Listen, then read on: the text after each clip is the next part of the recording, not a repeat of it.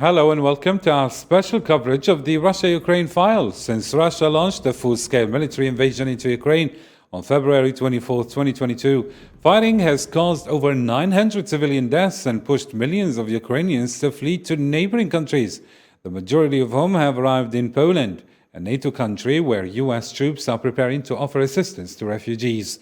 The Russian military's abysmal performance is one of the major surprises of the Ukraine war.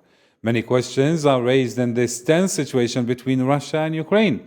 Our panel of guests will answer some of these questions through their own analysis. We have via Skype Dr. Hussein Al-Waili, European and NATO affairs journalist from Brussels, Manuel Pouchlet, lecturer and geopolitical scientist from Paris, as well as Shaukat Pibracha, political security and foreign policy analyst from Islamabad, Pakistan. Thank you all for joining us. The show begins right after this break.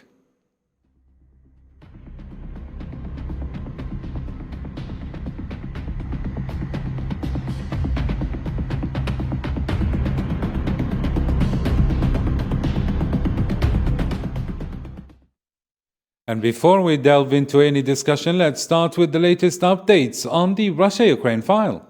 Ukrainian President Volodymyr Zelensky is expected to demand greater help from world powers at a UN Security Council meeting on Tuesday to battle Russia and hold its forces accountable over mounting evidence of civilian killings near Kiev that have sparked global outrage.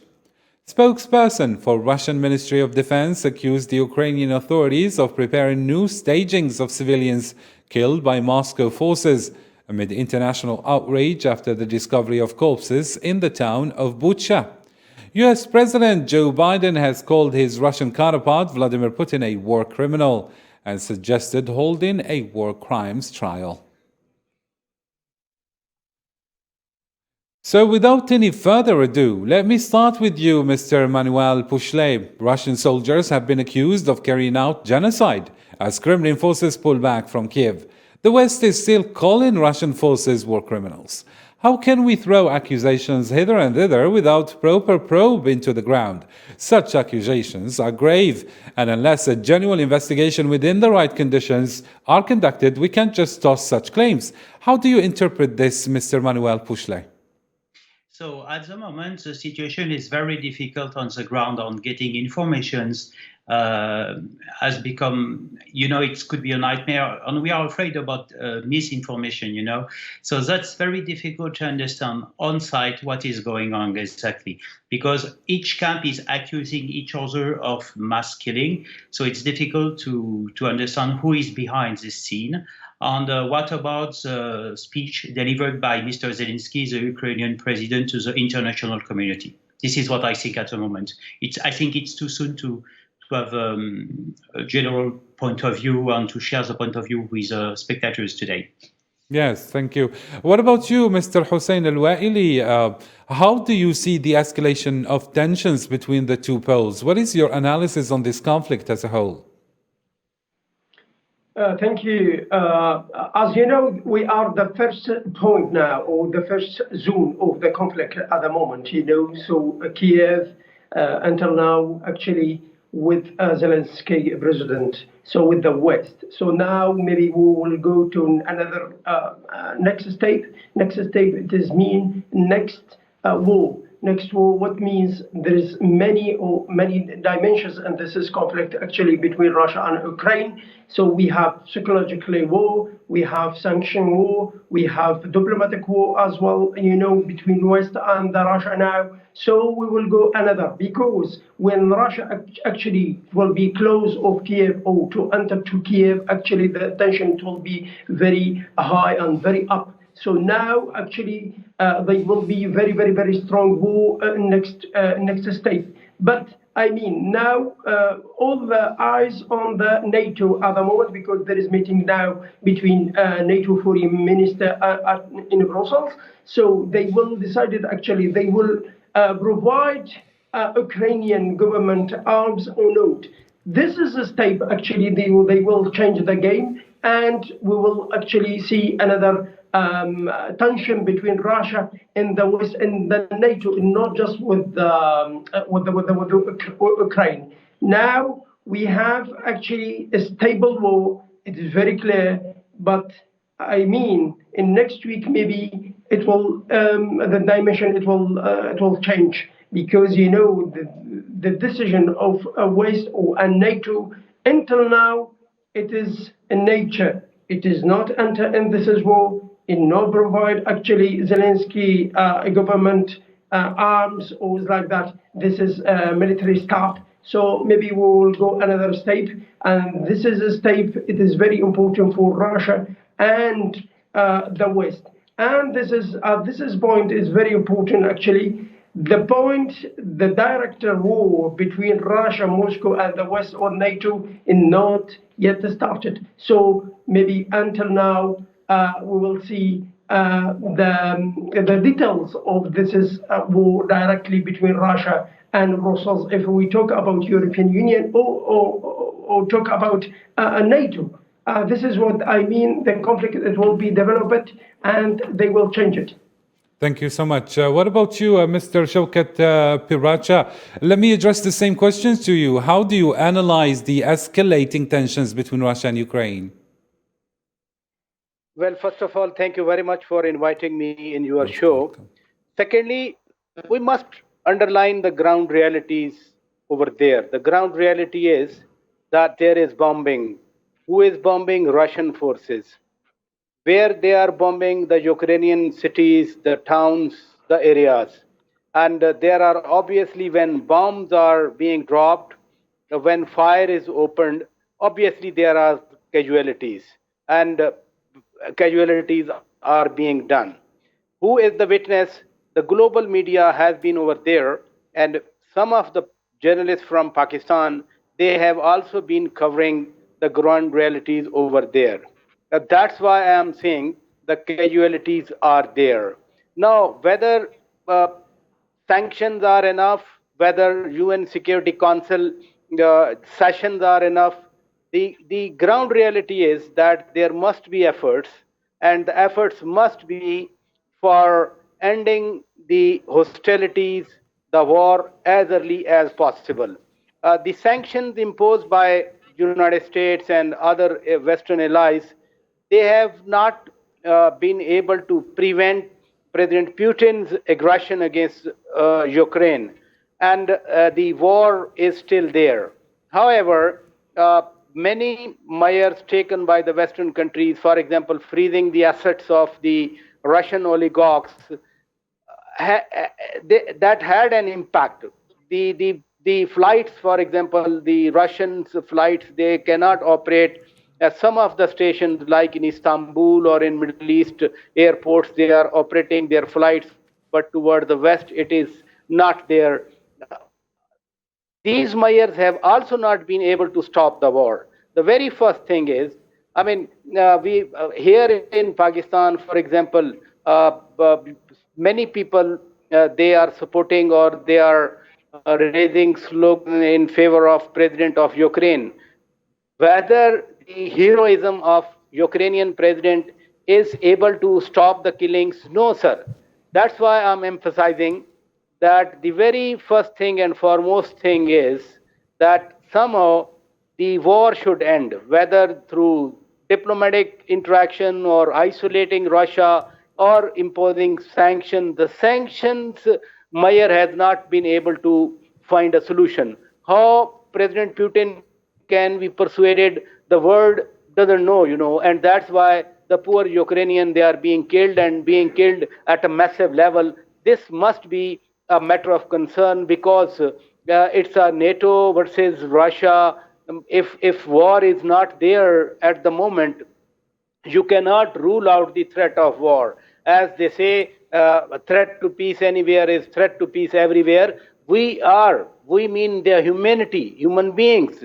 We are at the brink of some escalation, some kind of war, which should be prevented at any cost. Thank you indeed. Let us now move on to this piece of information. Russia's ambassador to the UN, Vasily Nebensia, accused Ukraine of staging after the discovery of many bodies wearing civilian clothes in Bucha, near Kiev. He described it as an orchestrated provocation to dehumanize the Russian army. Now, if you look carefully at what you see in Bucha about the corpses that lie on the streets, that were never existing before the Russian troops arrived, before they left, and suddenly they appear on the streets, lying on the road, one by one, right and left. Some of them are moving. Some of them are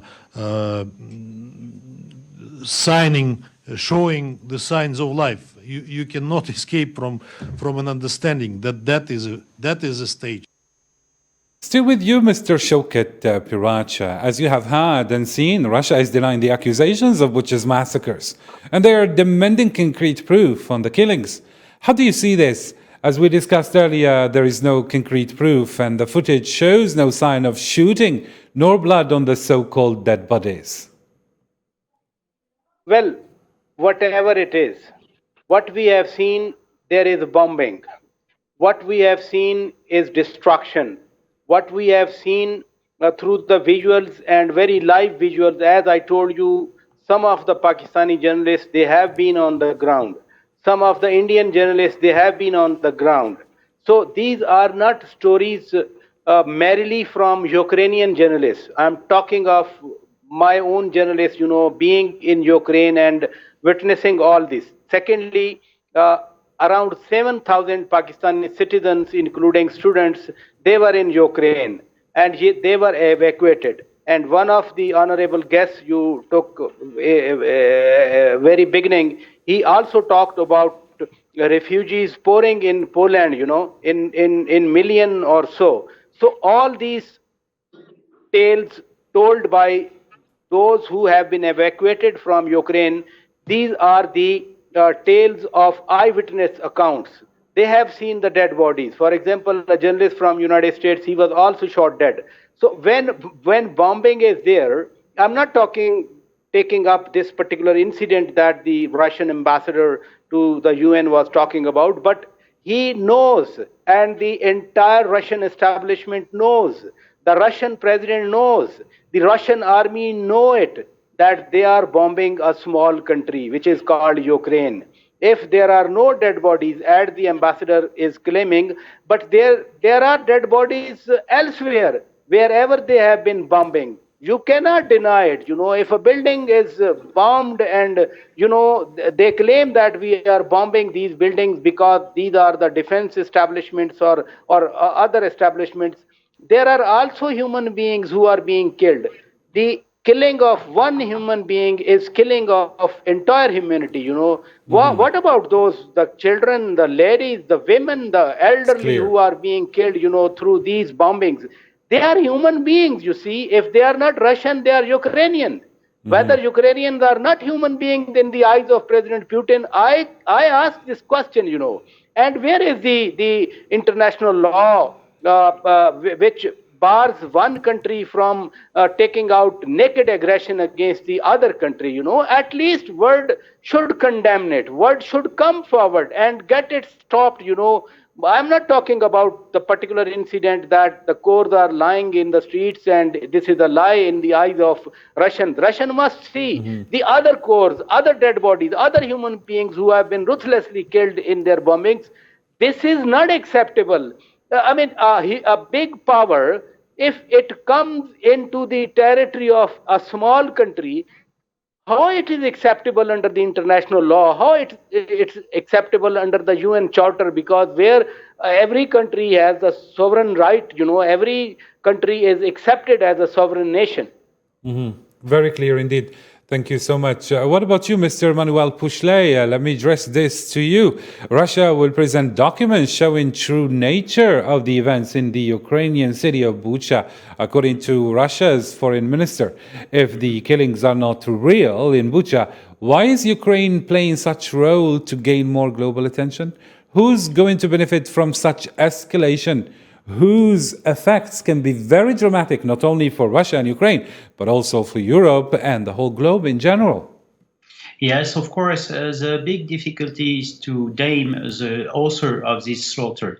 But as a former military personnel, I was deployed and committed in this kind of countries. It was for me Bosnia and Herzegovina, where I saw the same situation too. So it's very interesting to, after the Russian ambassadors to United Nations explanation, it's very hard to understand who is committed in this slaughtering event in Bucha. So the goal is maybe an international investigation should be conducted now, immediately, to avoid doubts on the situation too.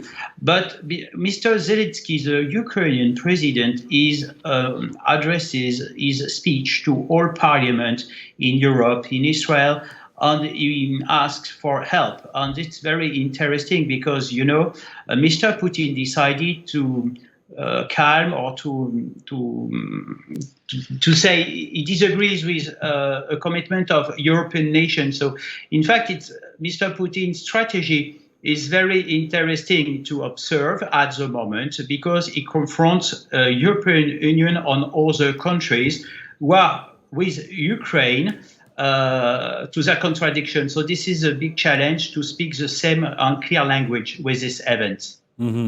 Indeed. Mr. Hussein Al-Waili, if Russia actually solves the case and determines the falsification of the alleged scene, this can only reinforce the idea that claims of war crimes or the use of chemical weapons will be taken with a grain of salt, don't you think? Similar claims, were made elsewhere in the world, such as in Iraq, and it turned out to be just a hoax and a pretext, don't you think? So as you know, we are repeat the same mistake in Syria, for example. We have many, several actually mistakes is happening in Syria. So the same mistakes it's happening in Ukraine at the moment. So the same scenario, the same cinema, and the same show. So everyone actually know that. So Russia has experience in Syria with the conflict with the West, with the NATO as well, with the United Nations, or with the United States, of course.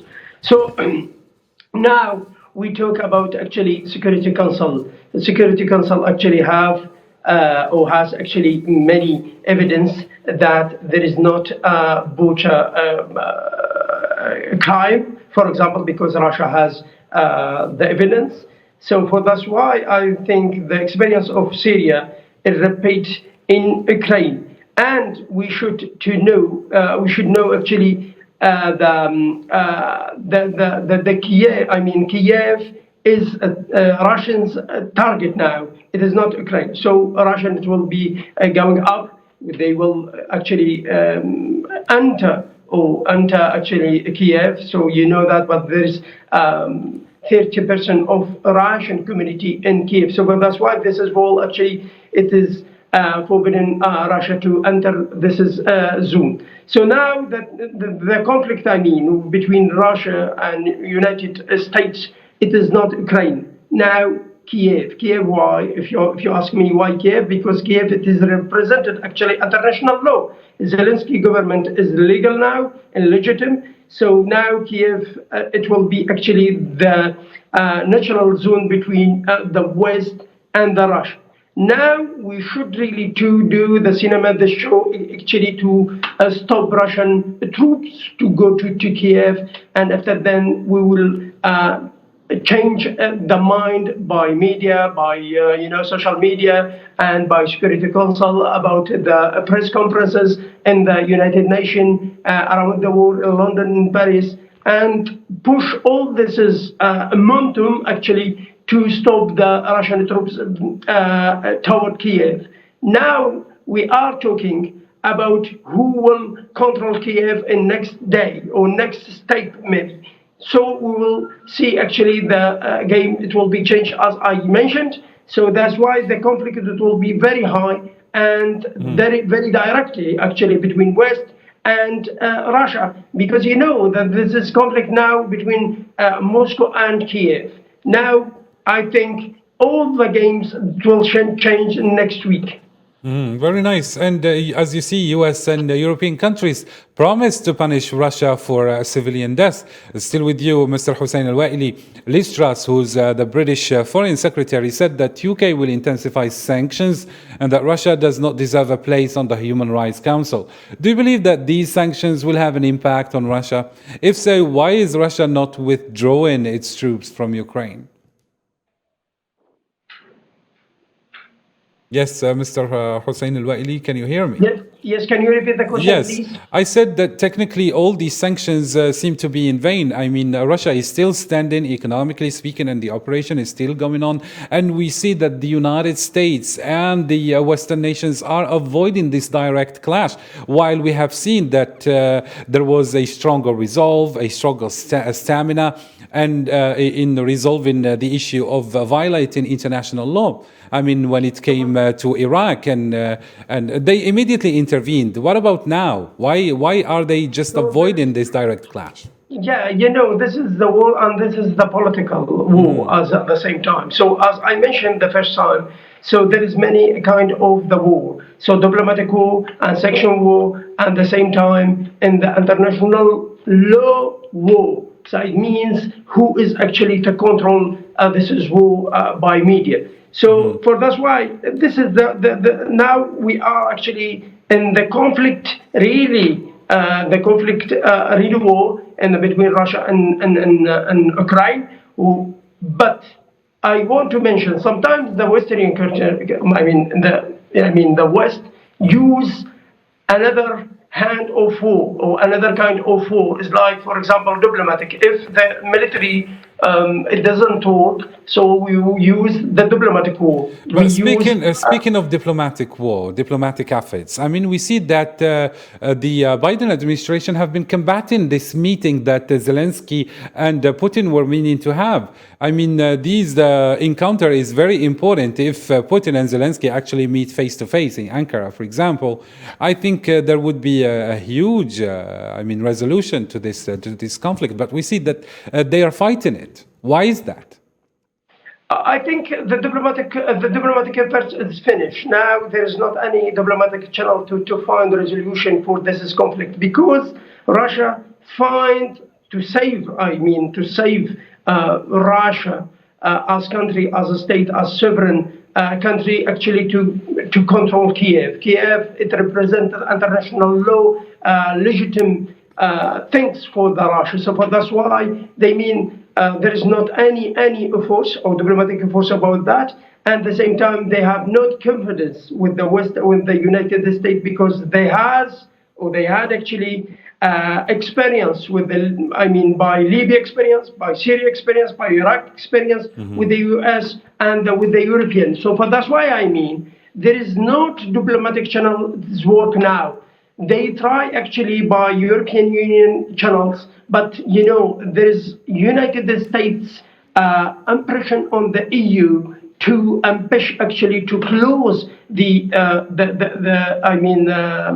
Russian side. So, but that's why the relation between Germany and Russia, it is very strong. But there is United States or there is American impression on this as a relation. For that's why there is gap between Moscow and Berlin, and the Moscow and Paris at the same time. There is strategic council between Paris and the Moscow, and last year it is funded. But that all time US doesn't accept this because it is damaged the interest, national interest, US in the zone, in the European zone. So that's why this is war actually, because there is a strong relation between European Union and Russia. So that it is not satisfied of United States or another countries like UK. Very clear. Thank you so much. Moving on to you, Mr. Shaukat Piracha. US President Joe Biden says he wants to take additional sanctions against Russia, and Jake Sullivan ensured that the US will hold Russia accountable for war crimes, as he puts it.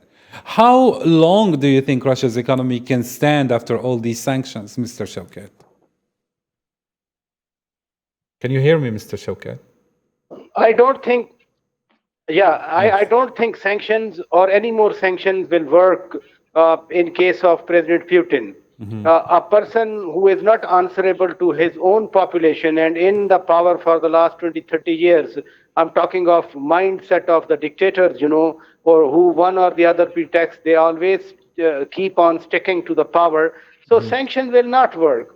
Who bothers, about the common Russian people, whether they are starving or they do not have the basic necessities, This is not going to work. The obsession in President Putin's mind is that how to keep away Ukraine from either joining the European Union or particularly the NATO, because as a former KGB officer, he knows that the very plains or the easy terrain of Ukraine that can lead to the foreign troops up to Moscow, because the other neighboring states, they may be more difficult in terms of hilly terrains.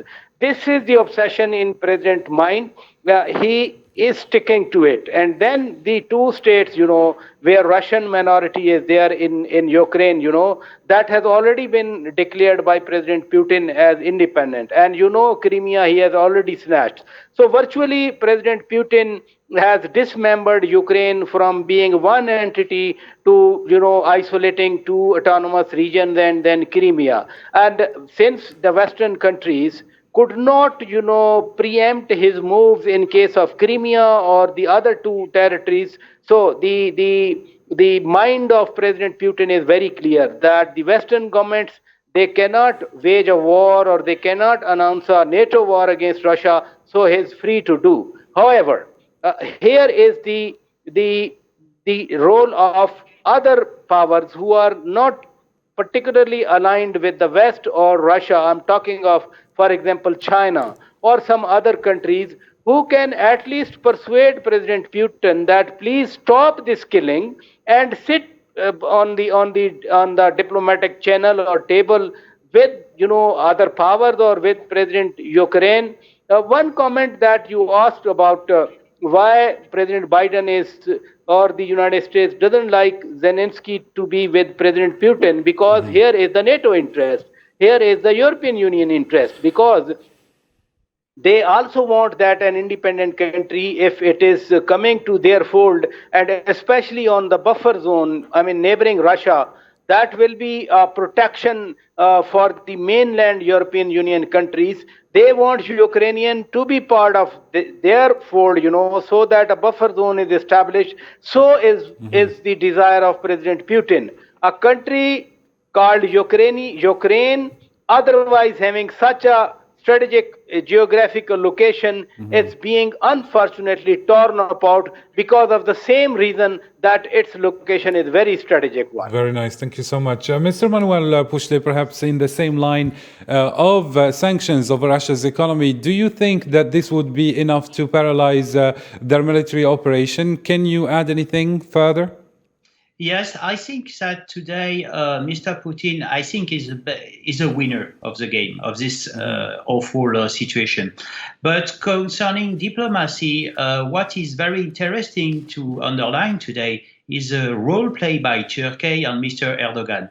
So this, I think it will be the exit of this conflict, because Mr. Erdogan is able to speak with Mr. Putin. And of course, in the European Union, we don't have the same speech between Berlin and Paris. We know that Mr. Lavrov appreciated the discussion with Mr. Emmanuel Macron, the French president, because we still have the contact with Russia. We don't boycott Russia in the diplomatic way. But what is interesting to underline today is the role played by Turkey and Mr. Erdogan, because maybe he will be able to find out a solution in this conflict and to finish this war. Because first, the problem for Mr. Putin is how to end a war. And the Emperor Napoleon III said, the most clever person is the one who stops first. Okay, so I think this is the main objective for Mr. Putin: how to stop the war, and of course how to help Ukraine to find its position in European Union, but unfortunately not in NATO organization. This is a challenge will be carried out in the coming weeks, I think. Very nice. Germany's economy minister and climate minister says Germany is working every day to create the conditions and stages for an embargo on Russian energy. Let's have a listen before we wrap it up. We are working every day to create the conditions and the steps for an embargo. The federal government and I are convinced that this is the right way, and it's also the one that harms Putin on a daily basis. In this sense, we are on the right track, and this week will allow us to continue to progress in this direction. Mr. Hussein Al-Waili, since we run out of time, could you please briefly tell us, is Europe ready to boycott Russian energy products? If so, what would be the alternative? Quickly, please.